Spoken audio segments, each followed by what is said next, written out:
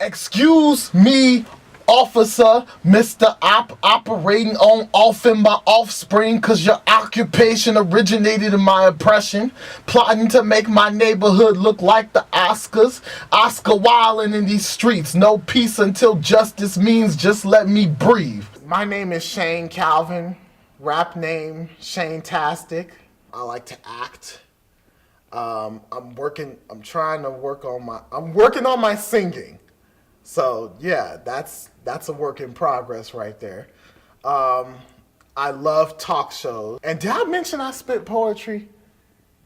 All things begin with darkness, melanin, little piglet, take that ass to sleep. You don't wanna see me. I'll CPD, I'll tear gas you so hard you'll be crying to African gods at the BP. There's something about the art of spoken word that is really powerful, that gives you that power that you wouldn't think that you have otherwise.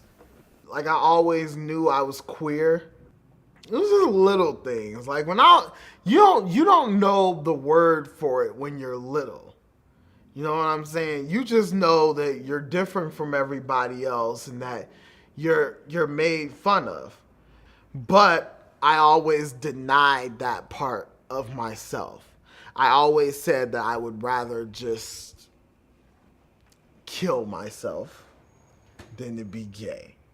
Coming out, it was a very long process. It was like a 20-year thing.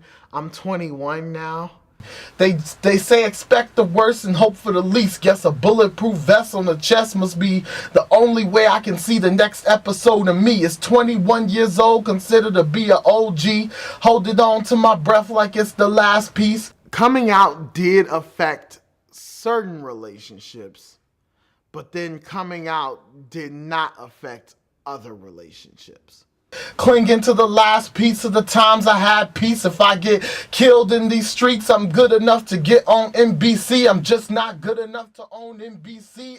For example, like my dad, I wouldn't say that he's homophobic, but I would probably say that I'm probably not as close to my dad as I should be.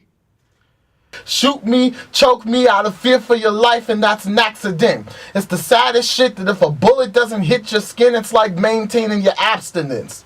I think my advice to the LGBTQ community, number one, be a little more, I would say be a little more compassionate and sensitive to each other's stories. So it's just encourage each other to just be themselves. Busting on these ops and killing, a dash of exploitation, a cup of mass incarceration, a spoonful of lack of education, a 2-liter full of gentrification, and desperation is the potion. But overall, I would say the most important thing, again, if you want to stop caring about what other people think, start developing that mentality of you only want people in your life. You don't necessarily need them. The only person that you need is yourself. So the only person whose opinions about who you are and the happiness that you want in your life should be yourself. And that's the most important thing. You need yourself.